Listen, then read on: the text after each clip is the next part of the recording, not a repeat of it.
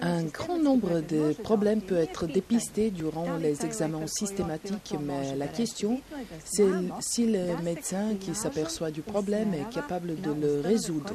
Il est important de faire signaler les institutions où ce problème peut être traité. S'il s'agit du glaucome, il faut réagir très vite parce que le glaucome chez un enfant n'est pas la même chose que le glaucome chez un adulte. S'il s'agit de la cataracte, l'opération n'est pas toujours la solution recommandée. Seulement la cataracte qui peut troubler le développement de la fonction visuelle. Si le cristallin est tellement opaque que la lumière ne peut pas le pénétrer. Seulement dans ce cas, on conseille l'opération. Il faut choisir le bon moment pour l'opération pour que l'œil puisse utiliser tous ses potentiels après l'intervention.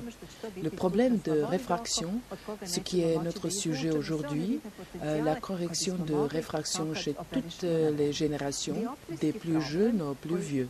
Ça fait 15 ans déjà qu'on en parle beaucoup et nous avons commencé à nous en occuper plus attentivement depuis 3 ans, grâce au professeur Autrata. Comme dans d'autres cas, nous avons cherché un chirurgien avec des résultats excellents.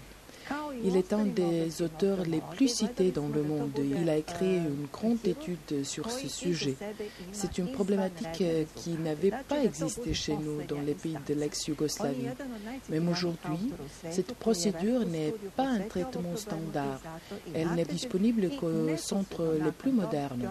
Elle ne se fait pas partout et par chaque ophtalmologue pédiatrique parce qu'elle exige une compétence de la correction au laser. Il n'y a que 7 ou 8 centres dans le monde où elle se pratique. Houston, Calgary, Washington, Milan, Espagne, Sveti Vida, Belgrade. En fait, c'est la procédure de correction réfractive. Il s'agit d'une problématique spécifique parce que si on ne réagit pas à temps, le résultat est une population malvoyante. Le fait que cette procédure ne se pratique pas dans notre pays ne doit pas empêcher les médecins d'en informer les parents parce qu'il y a des centres où elle se pratique. Vous aurez peut-être 10% d'enfants avec ce problème, mais l'ophtalmologie classique ne pourra pas le résoudre. Les lunettes et les lentilles de contact sont de bonnes méthodes, mais dans ce cas ne sont pas efficaces. C'était juste ma question. Faut-il attendre pour l'opération et en attendant, faut-il laisser un enfant porter les lunettes ou faut-il réagir immédiatement et résoudre ce problème une fois pour toutes? Les lunettes et les lentilles de contact sont des méthodes excellentes, mais seulement si l'enfant les accepte et coopère. La correction de réfraction au laser s'applique dans les cas où les lunettes et lentilles ne peuvent pas aider. Et si on n'entreprend pas un traitement efficace, l'enfant sera malvoyant pour toujours. C'est pourquoi on ne doit pas attendre 18 ans.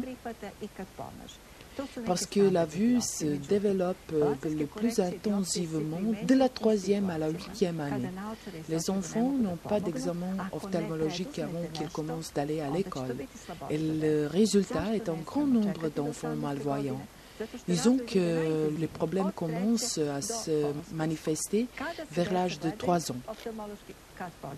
L'ophtalmologue du centre de santé constate que l'enfant est myope de -7 sur un œil et que sur l'autre, il n'a pas d'erreur de réfraction. Et qu'est-ce qu'on fait? On prescrit les lunettes. Et l'enfant doit s'adapter aux lunettes et puis il est impossible que les verres correcteurs aient si différentes puissances. Qu'un verre soit -7 et l'autre -1. Par exemple, la différence est trop grande. Et qu'est-ce qui se passe?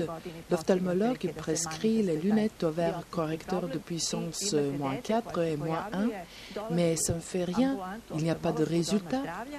Il dit que l'œil préférentiel doit se couvrir pour que l'enfant se force à regarder avec l'œil plus faible.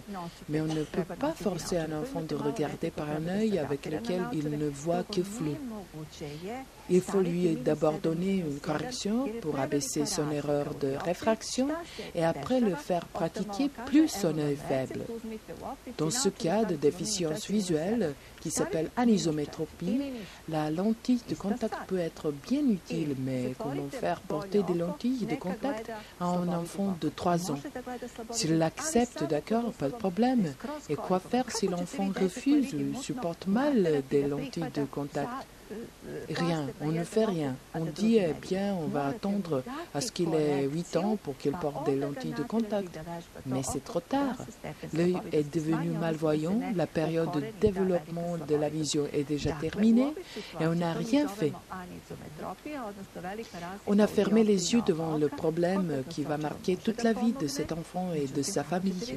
La correction de l'erreur de réfraction se fait obligatoirement chez les enfants qui souffrent de l'anisométropie ou très grande erreur de réfraction. Et je répète, je parle des cas où on ne peut pas traiter le problème par les lunettes et les lentilles de contact.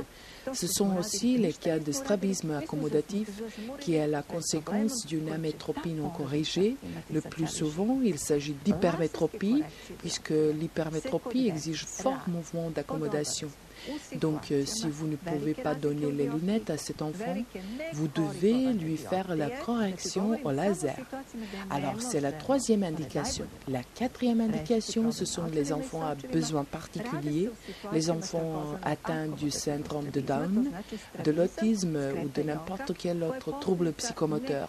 À part de toutes les difficultés avec lesquelles leurs parents doivent s'affronter, travaillant 24 heures par jour pour essayer de leur développer les principales fonctions vitales, il y a aussi le problème avec les yeux. Les yeux sont une source très importante des informations et si on ne traite pas ce problème de manière adéquate, ces enfants resteront privés d'un tas de choses. Donc ici aussi la correction au laser est obligatoire. Ce n'est pas l'hôpital Svetivid qui a inventé l'application de laser. C'est une procédure qui se pratique depuis 15 ans déjà dans les situations jusqu'alors traitées comme incurables. Grâce au laser, nous avons permis aux enfants de suivre normalement les cours à l'école, de jouer avec leurs copains, de se faire des amis, de faire de nouveaux apprentissages, de faire du sport et de choisir eux-mêmes leur profession et occupation. Niste mu dali naočare, laserska korekcija. Prema tome, nije Svetivid izmislio primjenu lasera. To je nešto u ovoj populaciji. To je nešto što postoji već 15 godina.